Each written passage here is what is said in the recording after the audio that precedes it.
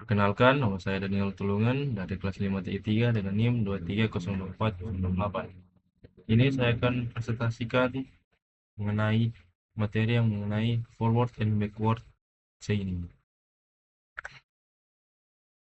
Yang di sini pertama, mesin inferensi bekerja melalui siklus pencocokan dan penembakan aturan atau match fire. Di sini ada database fake A is X dan fake B is Y.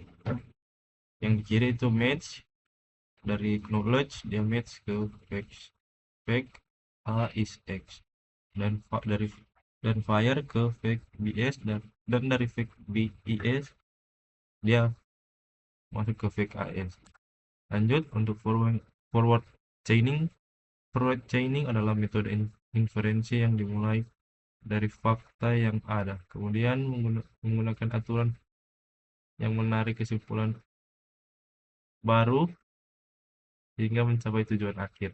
Metode ini bersifat data driven atau digerakkan oleh data. Di sini ada contoh untuk database, ada contoh yang pertama dan ada contoh yang kedua. Untuk gambar yang pertama di sini begitulah, dan untuk gambar yang kedua di sini ada kite 2 dan kite 3.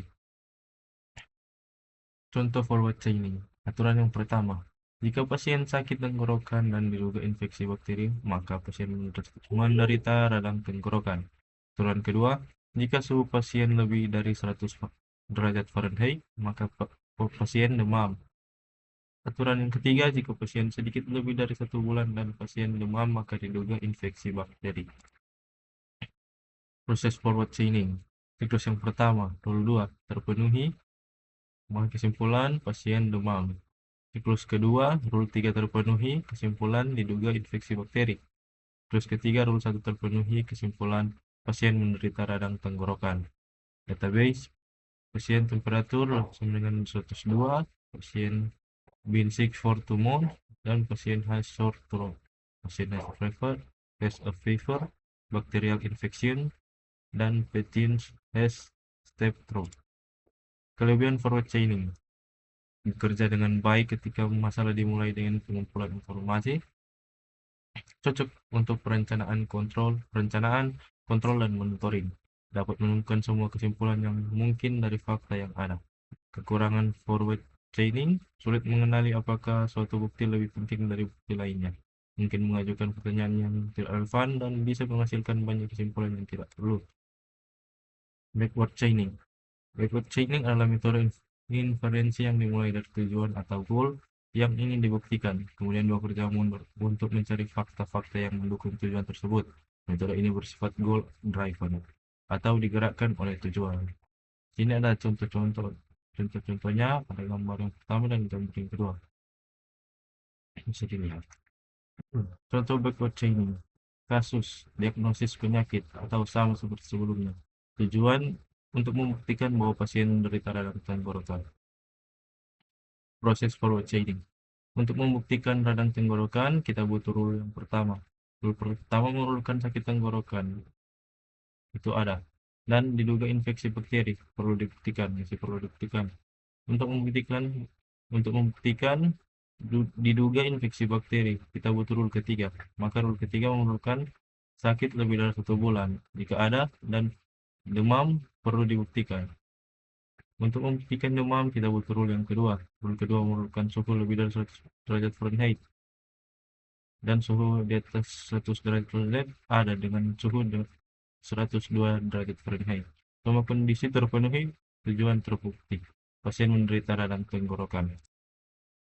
Kelebihan backward chaining: tetap fokus pada tujuan yang ingin dicapai, menghasilkan serangkaian pertanyaan yang relevan, sangat baik untuk diagnosis, efisien karena banyak memeriksa aturan yang relevan dengan tujuan. Kekurangannya, akan terus mengikuti jalur penalaraan meskipun seharusnya beralih ke jalur lain, mungkin melewatkan solusi alternatif. Teknik pencarian atau search technique. Untuk mendukung forward dan backward chaining, dikembangkan beberapa teknik pencarian, yaitu depth first search atau pencarian mendalam, breadth first search atau pencarian melebar, dan depth first search pencarian terbaik. Depth first search atau pencarian mendalam. Depth first search adalah teknik penelusuran data pada node-node secara vertikal dan sudah terdefinisi. Misalnya, kiri ke kanan. Keuntungan pencarian dengan teknik ini adalah bahwa penelusuran masalah dapat digali dengan secara mendalam sampai ditemukannya kepastian suatu solusi yang optimal. Kekurangan teknik penelusuran ini adalah membutuhkan waktu yang sangat lama untuk ruang lingkup masalah yang besar. Sini ada contoh gambar depth first search atau pencarian mendalam. Kira-kira untuk caranya seperti ini. Ada juga breadth first search atau pencarian melebar. Breadth first search adalah teknik penelusuran data pada semua node dalam satu level atau salah satu tingkatan sebelum ke level atau tingkatan di bawahnya. Keuntungan pencarian dengan teknik ini adalah sama dengan breadth first search. Hanya saja penelusuran dengan teknik ini mempunyai nilai tambah, di mana semua node akan dicek secara menyeluruh pada setiap tingkat node. Kekurangan teknik penelusuran ini terletak pada waktu yang dibutuhkan yang sangat lama apabila solusi berada dalam posisi node terakhir sehingga menjadi tidak efisien. Kekurangan dalam implementasi juga perlu dipertimbangkan. Misalnya, teknik penelusuran menjadi tidak interaktif antara suatu topik dengan topik yang lain, atau harus melompat dari satu topik ke topik yang lain sebelum topik tersebut selesai ditelusuri. Breadth first search atau pencarian melebar. Ini adalah contoh breadth first search atau pencarian melebar. Best first search atau pencarian terbaik. Best first search adalah teknik penelusuran yang menggunakan pengetahuan akan suatu masalah untuk melakukan panduan pencarian ke arah node tempat di mana solusi berada. Pencarian jenis ini dikenal juga sebagai heuristik. Pendekatan yang dilakukan adalah mencari solusi yang terbaik berdasarkan pengetahuan yang dimiliki, sehingga penelusuran dapat ditentukan harus dimulai dari mana dan bagaimana menggunakan kunci terbaik untuk mencari solusi. Keuntungan jenis pencarian ini adalah mengurangi beban komputasi seperti komputasi karena hanya solusi yang memberikan harapan saja yang diuji, dan akan berhenti apabila solusi sudah mendekati yang terbaik. Ini merupakan model yang menyerupai cara manusia mengambil solusi yang dihasilkan merupakan solusi yang benar. Sini ada gambar contoh best first search atau pencarian terbaik. Kita lanjut untuk kasus. Di sini ada Jakarta ke Solo 1000 km. Solo ke Jakarta ada 1000 km. Jakarta Purwokerto 800 km. Jakarta Yogyakarta 1900 km. Purwokerto Semarang 1500 km. Purwokerto Surabaya 1800 km. Purwokerto Solo 500 km. Yogyakarta Bandung 100 km, 1000 km.